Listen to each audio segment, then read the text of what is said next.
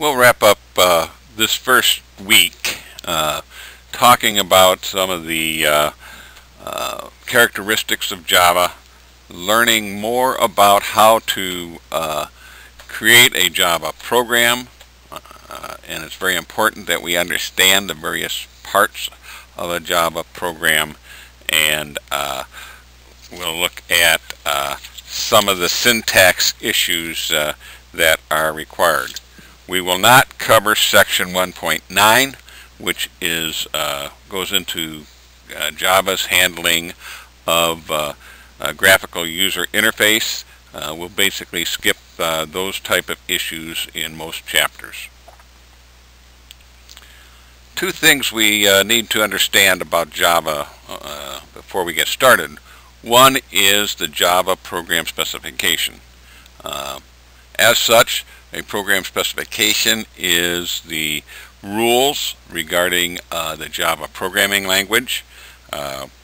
It defines the vocabulary that can be used.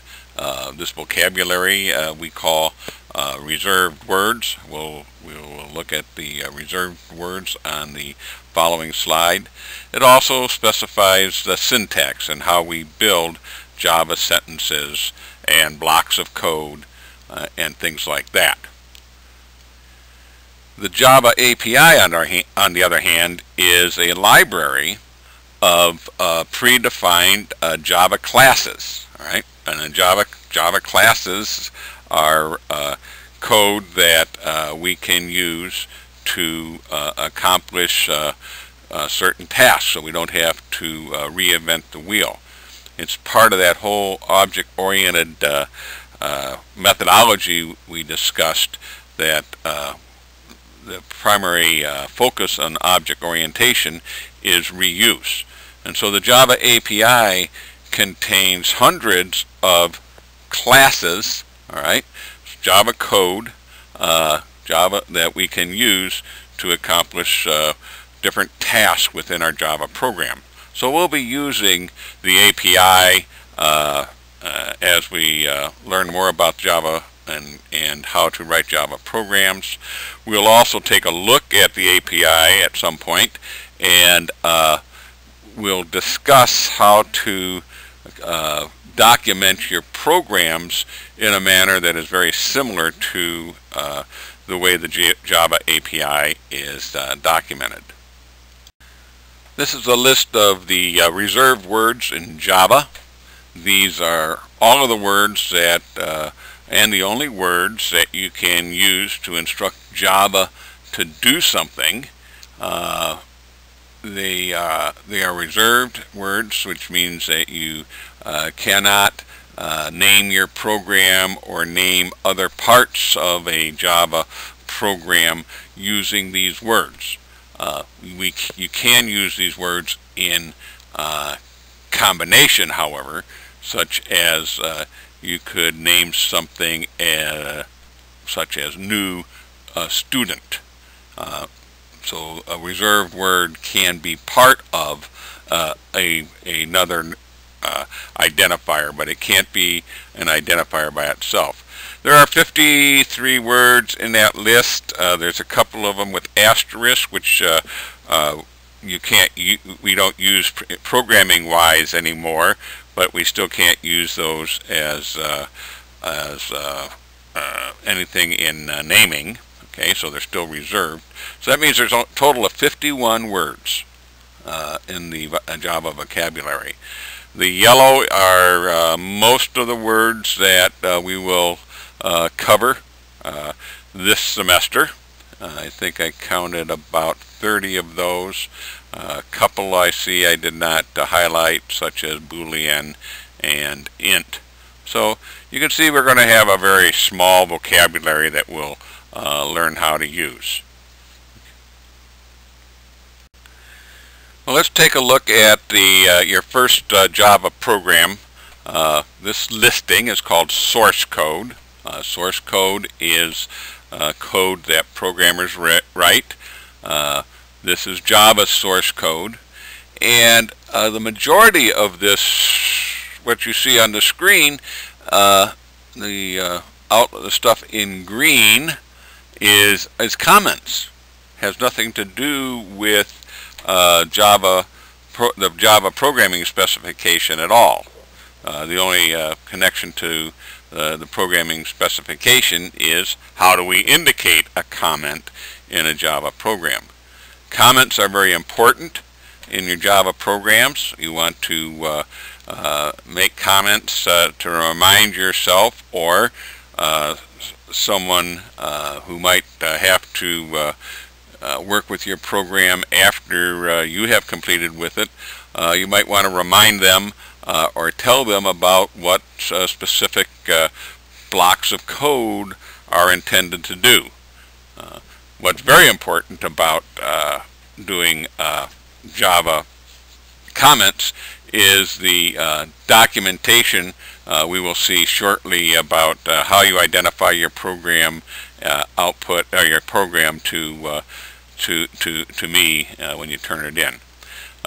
So the two areas of comments, first the first line with the double forward slash, that is a single line comment, right? So that comment can't extend to another line unless I add another double slash to a second line there. The second set of comments follows just the slash asterisk on the fourth line, and this is a multi-line comment, and you see that it begins with a slash asterisk and it ends with an asterisk slash. So everything between the two slash asterisk, the slash asterisk and the asterisk slash is treated as a comment. All the rest of the code that you see there, text that you see there, is part of creating a Java application. The next slide, I have taken the comments out so we can take a look at what the just Java code might look like in creating a program.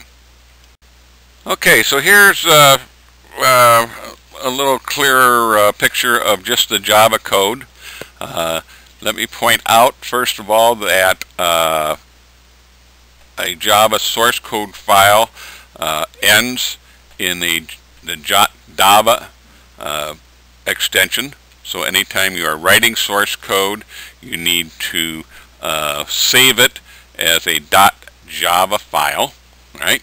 It's basically a text file. If you've read your text, it talks about creating a Java program using a Notepad. So it's a very simple editor. Okay. So the first thing that you see in the Java code starts there with public class, and every Java program will start with public class, and then you need to give your class a name. In this case, we have called our class welcome, and so this is the name of our Java program. A class is a Java program. Note when you save your source code, you save it as the name of your program, welcome, right? .java. It is customary that class names, program names, are capitalized, right?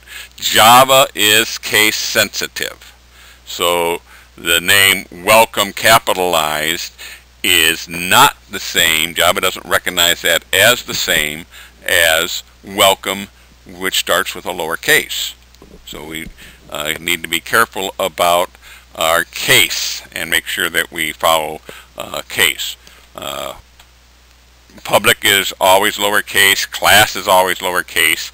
You'll find out that many things in Java we simply use lowercase to denote them. So those are the first two reserved words also, public and class, right? You see the red braces, all right? After welcome there is a red brace, and then there's a red brace at the end of all of the text, right? So the braces are used to create code blocks. So basically what this is saying is everything between the opening red brace and the closing red brace is code for the welcome class, for the welcome program. Okay. Following the class definition, and we see that we have something called public static void main paren string with the square bracket args paren. Right? That is a method. Right? So we are defining a method, and a method is a code block that does something. Every application program, all right, which you intend to use, to create, some output or some type of process, will have a main method, and the main method is where a Java program starts to execute its code. All right. Again, you see 4 more reserved words that you might be interested or need to know about. Okay, public static void main. All right. Every Java program, every Java main method will start just simply like that. All right. Public static void main, and then within parentheses we will have this these arguments string, which this has to be capitalized with a bracket, and args. All right. So just for now, just know that every program that you write will start with those two: public class and a name, and public static void main, and then within the parentheses an argument list. Okay. Now you see some bracket, an opening bracket, kind of a purple opening bracket, and another purple bracket closing towards the bottom. So what we're doing is we're enclosing the code block for the main method. Right? Main is called a method. All right. As we learn to develop more sophisticated Java programs, we will learn to write programs that will have multiple methods. A method is simply a block of code that accomplishes some task. So right now we've got our class defined, we've got our main method defined, and so the next line then is the line that is going to execute and do something. System.out.println. Okay. System.out is a Java class that's part of the API. All right. It happens to be that the system API is automatically included as part of your Java program, so you can use it. We'll use other classes which are not automatically included as part of our code, and then we'll have to tell our program about those API classes before we start executing. So system.out, all right, system.out is a class, and println is a method within that class, println, and what println needs then is some input, and that's why we call it arguments. Right? In the parentheses, we are telling the println method to display "Welcome to Java" on the console screen. Okay, so the double quotes are a way we denote a character or a string literal, right? A string literal, the double quotes, right? Finally, you see that statement system.out.println ends with a semicolon. So every Java statement ends with a semicolon. All right, so as we get larger and larger programs, we will see that we'll have many semicolons. Okay, so we learned that we have a start our Java program with a definition of a class, public class, and a name. Our source file needs to be saved with the same name as a .java file. We see that we have a beginning method called main, and a method is a block of Java code that accomplishes a task. And we also see here that we have to use opening and closing brackets to enclose our code blocks.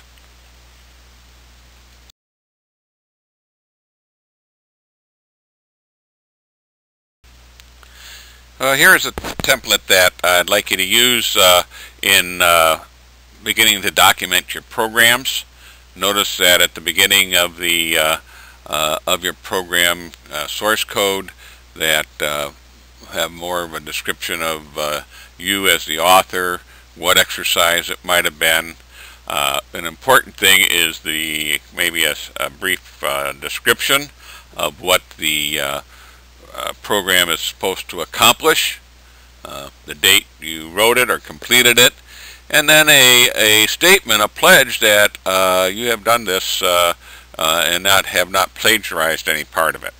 I know that many times you can use the internet and find information about how to solve a problem.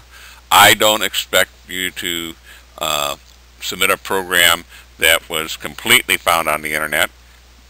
But you may find a piece of code that solves just a part of your problem, and then I would expect you to cite that code specifically in your program. Note that I put in some single line comments, beginning of the class and the beginning of the main method, and a couple of things here. You can use a single line comment in line with code. It doesn't have to be on a separate line. So I like to denote the beginning of my class and the beginning of my methods, as well as you can see towards the bottom of this template, denoting which brace ends my method and which brace ends my class. That kind of helps to keep things straight as we get as we begin to have more complex programs with more methods, more code blocks. We're going to have more of these braces, and so it's a good programming practice to just simply use comments to denote the beginning of a code block and the end of a code block. This template will be available on Blackboard under course content. Another feature that you might want to consider is notice how I have indented the main method from the class, the definition of the class. Using indentation makes things more readable and easier to follow, and so it's a convention that we should use indentation as we build our different blocks of code. Before we proceed, I want to talk again about the three types of program structures that we use. But as a structure, I'm talking about building blocks. So these are the different types of building blocks we use to build our programs. Okay, and by just as with Lego blocks, you can put these blocks together in different formations to create quite complex programs. The first structure is a sequence structure, and in a sequence structure you have a series of program instructions that are performed or executed one after another in the order that they appear. Okay? In a selection structure, there is basically a decision, an if statement that has to be made to decide what instructions to perform. If it's raining, I will put on my rain gear. If it's not raining, I won't put on my rain gear. Right? So that type of thing. Okay? And finally, there is iteration or looping. And sometimes we have to perform the same set of instructions over and over and over again to accomplish the purpose of a program. In our early programs here, in the first couple of chapters, we simply will be using the sequence structure to accomplish our programming assignments. Here's our second program listing. It's not much different than the listing 1.1, but time for a little quiz. Can you identify the reserved words in this listing? How about comments? Can you identify the code blocks? The next slide will give you some ideas there.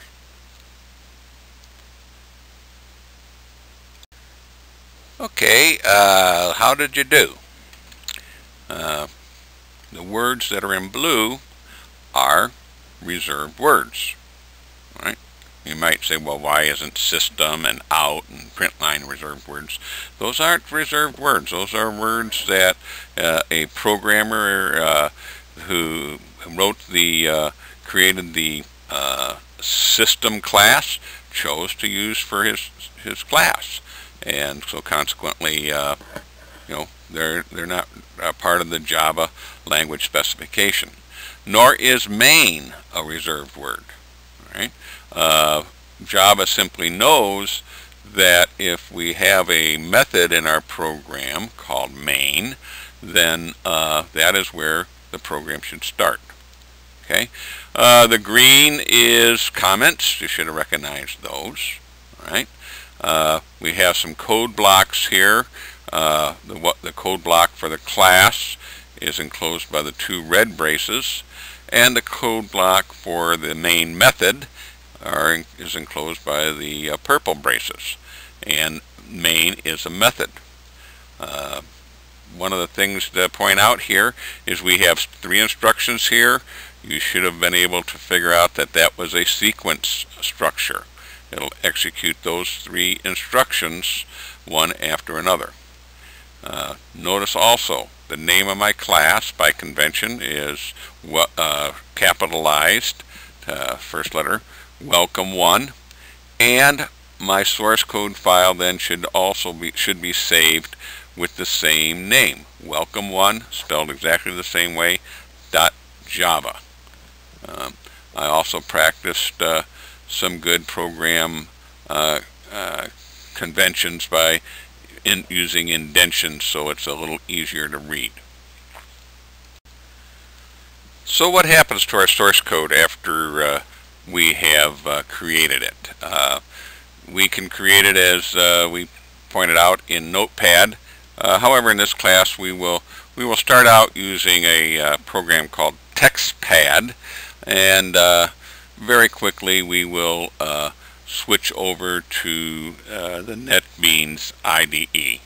But the advantage of TextPad and the NetBeans is that they include the steps that we see here for compiling and running executing our code. So you save your, regardless of what method you are using to create your source code, you save it as a .java file. Right? Now be aware you can't use something like Microsoft Word to create your source code, because when you go to save it, it doesn't save it in a text file format. A text file is just very easily easily read by people and by most programs. All right. So once your saved file, you save your file, then it has to go through your source code has to go through a program called a compiler. In the case of Java, it is the compiler is named Java C, and the result, okay, is Java bytecode. Remember, bytecode is the code that is used by the Java virtual machine to run the instructions on any computer. Okay, if we weren't working with Java, our compiler would basically create an executable file for us, destined for that particular machine. Because we have bytecode, and because we have a Java virtual machine, it makes our code very portable. The bytecode can be taken to any machine. You can create this, run this program, this bytecode on a PC, and transfer the same bytecode to a Mac, and it will execute just in the same manner. Okay.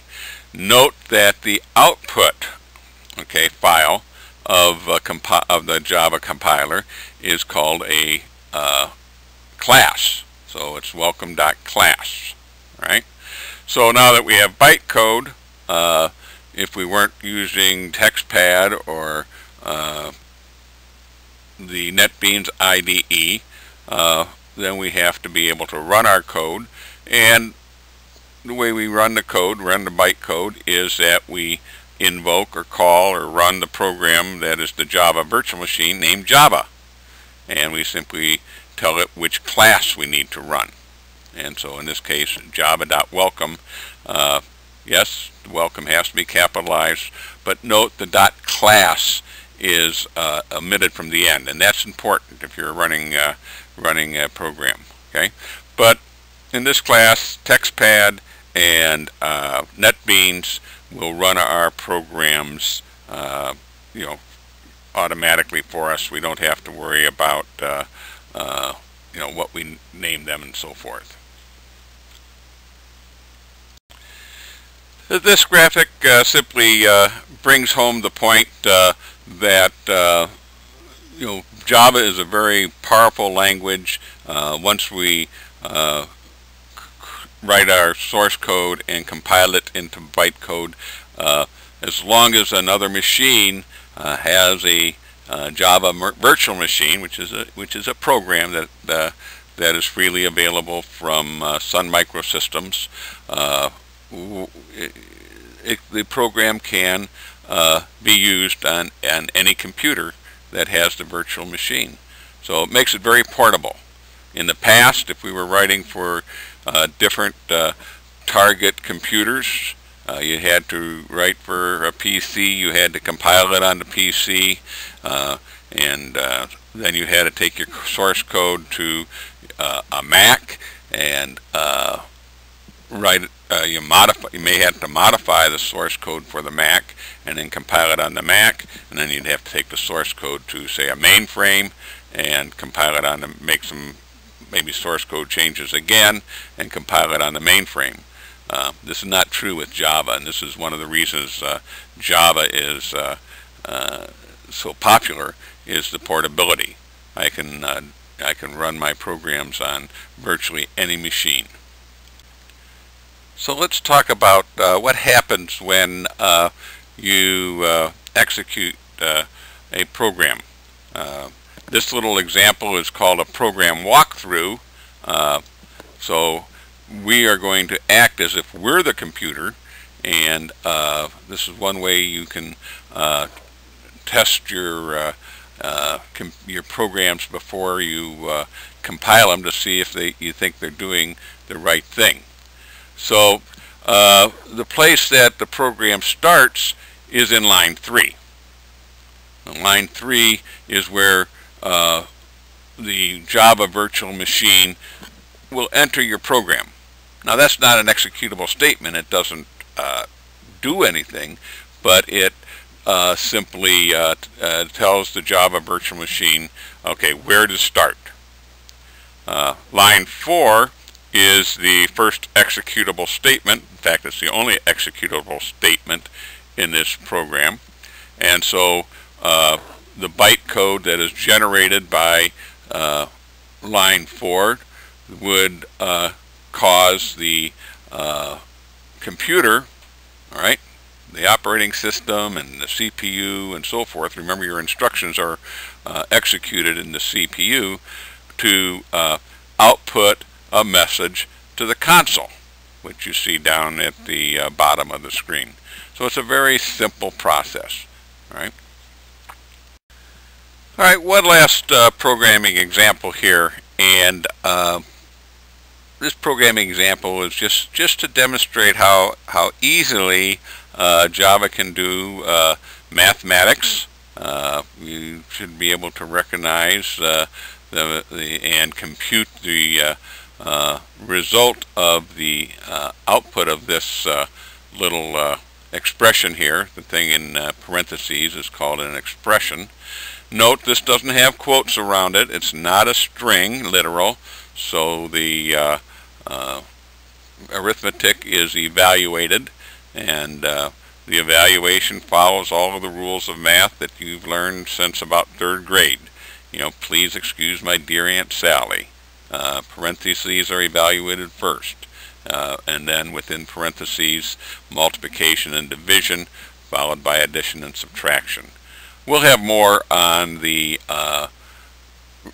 mathematics and how to do computations in the future chapters. But can you compute the result of this expression?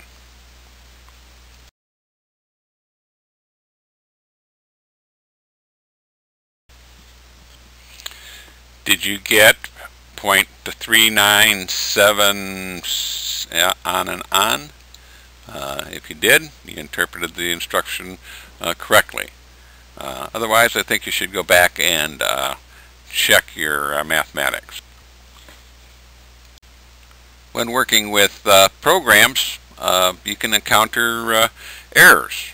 There's 3 different types of errors. There's syntax errors, and a syntax error basically says that you have violated one of the language specification rules. You haven't written a sentence correctly. One of the most common types errors is that you forgot to end a statement with a semicolon. So don't forget that every Java statement ends with a semicolon. Another type of error you could have is you could be using a semicolon in the wrong place, that you're trying to terminate a statement before it really ends. Another type of error is the runtime error. Your program compiles, and so it means you have no problems with the syntax, you've obeyed all the rules, but when you run the program crashes. And so you have some type of system violation in this case. Common type of runtime error would be dividing by 0. We all know you can't do that, and it will cause the program to crash. Another type of runtime error is when we start writing programs that are going to access files on the disk, and if the file is not there, and so the operating system can't find it, and so you've made a violation of an operating system rule and had to find the file, it'll crash. And finally, the last type of error is a logic error, and this is when your program produces the wrong results. And you should be able to test your program for results. You should understand what the results should be before you even write your program. You can avoid or minimize the probability of logic errors if you do a good job planning your program before you sit down and try to write it.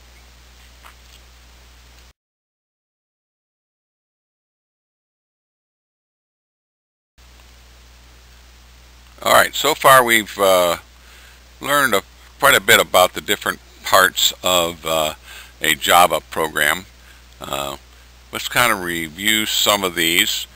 Comments, you've learned about a line comment. You've learned about a multi-line or paragraph comment. There's also a Java doc comment. If you look back at the template that I included, or that you can download from the content area, a Java doc comment starts with a slash and 2 asterisks. All right, and the important thing about Java doc comments is that they can be extracted as HTML file, and so this is kind of the same type of documentation you would see with the Java APIs when you go to the Java site and look for documentation about the different APIs that you can handle. Reserved words. We've talked an awful lot about reserved words like public, static, void. The meanings of those we'll talk about as we move through some of the later chapters. Modifiers are reserved words that kind of specify the properties of data and methods. Words like public and static are modifiers, and these become a little bit more important as we begin to develop objects. So we'll look at these in Chapter 6. We've talked about blocks of code and statements. A block can contain one or more statements of code. Remember that blocks are set off by braces, so that you have an opening brace and a closing brace. Classes are the most primitive construct in Java. It's generally we call a class a template or a blueprint. For now, simply understand that a program is defined by using one or more classes. Methods are a collection of statements that perform an operation within your program. Methods can take arguments. For example, the print line method that we used with the system.out class, we can pass to that an argument such as welcome to Java, and it prints that message on the console. And finally, the main method is used when we are developing a application that is going to run standalone on the PC. This is Java virtual machine.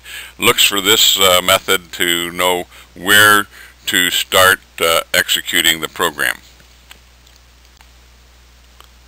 Please follow the instructions on Blackboard regarding your assignments. You should have been reading along in this chapter, and if you've gotten this far, you are watching the online lecture video. There is a couple of downloads, one on using TextPad, which you need to print and read, as well as a couple of videos, chapter videos that have been prepared by the author. So please follow the Blackboard instructions regarding these assignments. We'll be writing some programs on Wednesday in class, so be sure to bring your USB drives. If you want to bring your laptops or to work with, that would be fine. Otherwise, we simply can use the lab facilities. But bringing your USB drive is going to be important, so you can save your programs to the USB. All right. Have a good night.